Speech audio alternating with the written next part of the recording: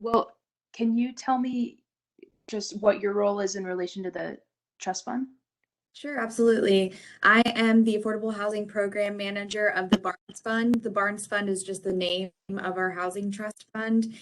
So I am the primary staff person in charge of and maintaining all of the data relevant to our current portfolio as well as our future rounds of investment. So I typically put together all of the applications, help the commission decide on scoring and application criteria, help them write policy for their grant policy. I assist all of our grantees with any legislative needs. So all of our contracts go through council, meaning I help them get their contracts ready to actually be presented to our Metro Council, which then finalizes their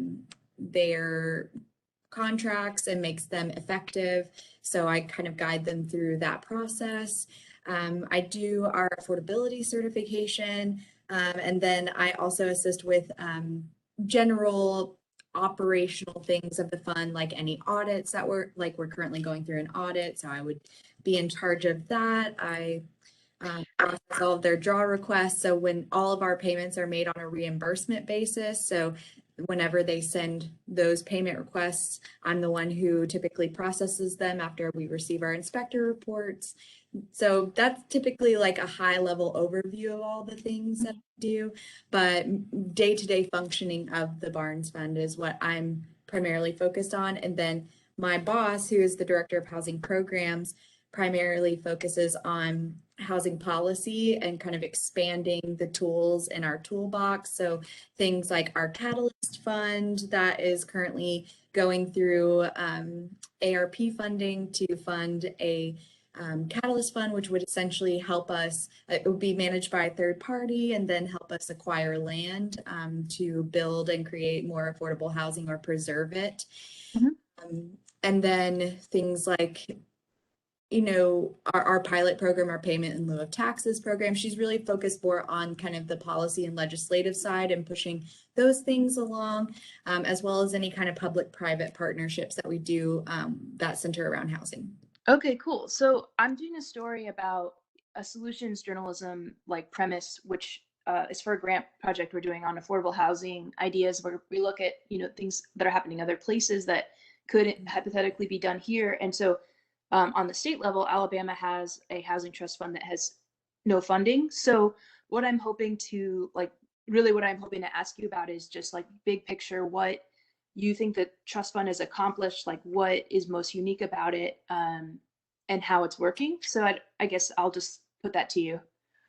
Sure. The Housing Trust Fund's primary goal and charge, if you will, is to remain flexible. So we want to be adaptive and creative in the ways that we're seeing the housing community needs shift at any given time. So whereas federal and state funding often have a lot of caveats and barriers to inclusion, at the municipal level, while we have to maintain a pretty strict level of transparency and how we steward public dollars, of course, we can be more creative and adaptive and that looks like changing our grant policies from year to year to maybe cover or grant bonus points for things like if it's in a disaster zone or because we had the tornado and a flood last year. So it was a pretty busy year for disasters in Tennessee, or specifically Davidson County. Obviously, with being in the state of Tennessee, our policies do have to be creative because the state of Tennessee has preempted anything that has to do with inclusionary zoning. So we cannot mandate inclusion of affordable housing. And so the way we incentivize it even has to really toe the line, or else we risk the state coming in and preempting anything that we pass legislatively. So the Housing Trust Fund specifically has been really great about being able to finance gap needs in our community. So some of the smaller organizations that might not meet all of the criteria to apply for federal funding through our Metropolitan Development and Housing Authority, so MDHA. they are in charge of granting out the large block grant every year through the Home Investment Partnership Program. And then, so some of our smaller organizations or smaller developers specifically don't always qualify or aren't able to meet all of the criteria, especially around their reporting structure, whereas we can kind of adapt to what they're able to do. And those barriers are much more reduced when they're only doing 1 or 2 units versus a whole multifamily development, right? So we're able to kind of diversify the developer pool that way.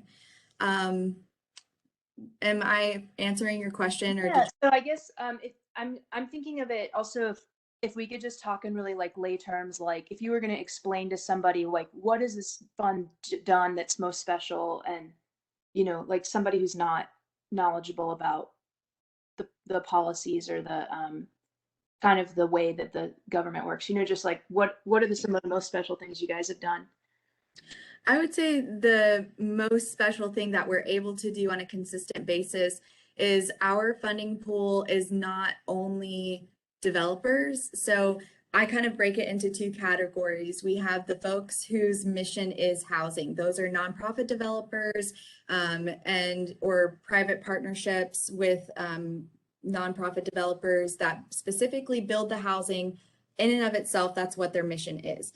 And then we also are able to serve other nonprofits whose mission is not necessarily housing. They might have a larger mission, but in order to serve that mission, they have to do it through housing.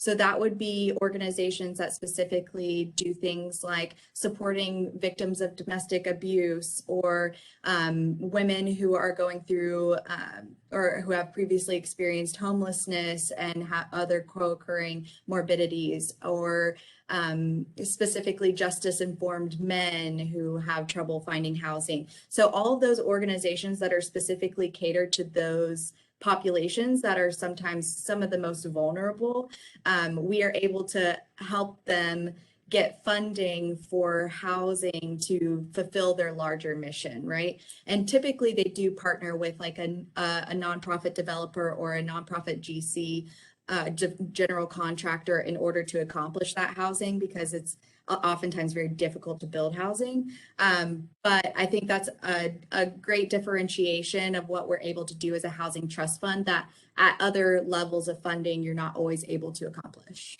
Would you have like I don't know, I'm sorry if you already sent this, but like a report of like, we funded these projects last year? I think I saw online an Yeah. annual report. So Yeah. maybe I've already All found of that is on our website, and I Yeah. can send you a link to those again. We do always put out a summary of the projects that were awarded, the amount, the units, the types. And then we are currently in the process of updating and redesigning our annual report. So I'd rather send you that version versus our 2020 annual report, which dates fine, but it's not great. I see. Thanks. So I know Nashville, like home prices have gone up, obviously. Like, do you think this fund has made a dent in the affordable housing challenges there?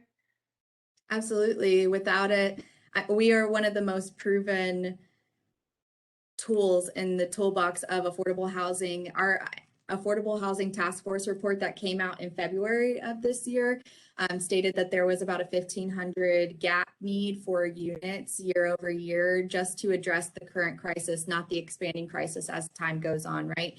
And Barnes, through all of our different rounds of funding, in the way that we're able to fund, we don't only look at cost per unit, and we don't only look at the number of units. We typically use leverage as what we talk about in terms of the efficacy of the fund overall, which I'll explain in a second.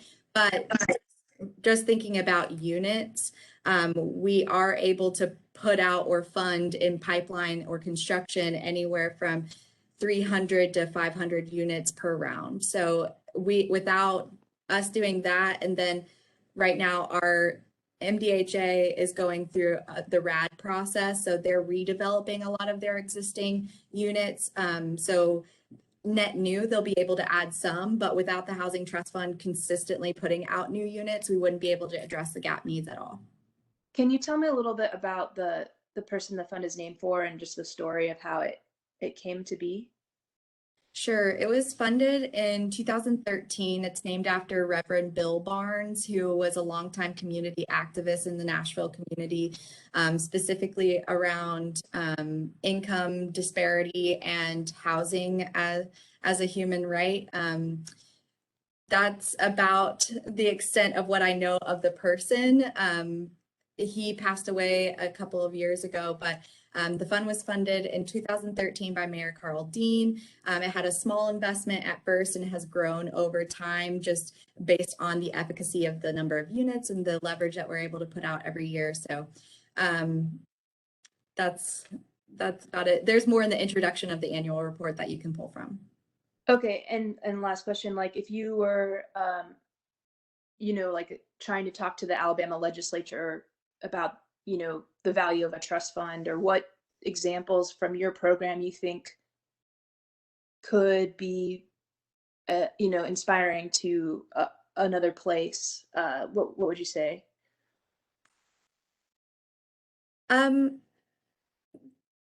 so I guess, right, we're assuming that if we're assuming that people recognize housing as an issue, that's one thing. You're always going to kind of encounter the ideological balance there. There are a lot of people that don't view affordable housing as a critical community need.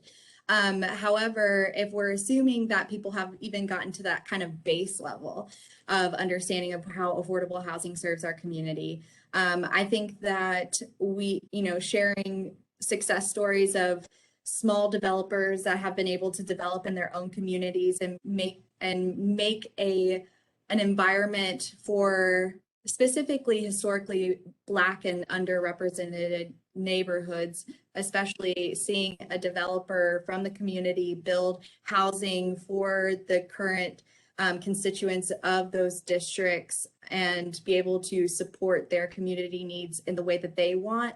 I think that that's really inspiring because they're building housing that is beautiful and enriches the neighborhood and allows longtime constituents to remain in the districts that they love without, right now the only way to benefit from gentrification is to move. And things like affordable housing and preservation through rehabilitation are ways to ensure that residents who want to remain in their home and in their districts as it continues to grow and continue to contribute to the community and make it a space that is vibrant and enriching for all. So that's kind of one thing. Another thing is that there are, of course, heartwarming stories from every organization that applies to us about people who have previously experienced homelessness and being able to find the safety and security of a home for them, residents that work in the community and are able to continue to contribute to the community because they have access to transit in order to do so, because they are able to find affordable housing in high transit corridors. All of these sound high level, but until you get to the kind of resident and tenant level, that is where I think the most heartwarming kind of inspiration comes from, because at the end of the day, this is a constituent issue, this is a people issue, and when the only thing that they can do is move away, that decreases the value of the community overall when you're losing longtime residents. Okay, well, thank you so much. I know you have to go. I appreciate your time. Yeah, of course. Do you mind sending me the recording of the call? Yep, I will have our media contact review it and then send it to you. Okay, appreciate it. Thank you. Thanks.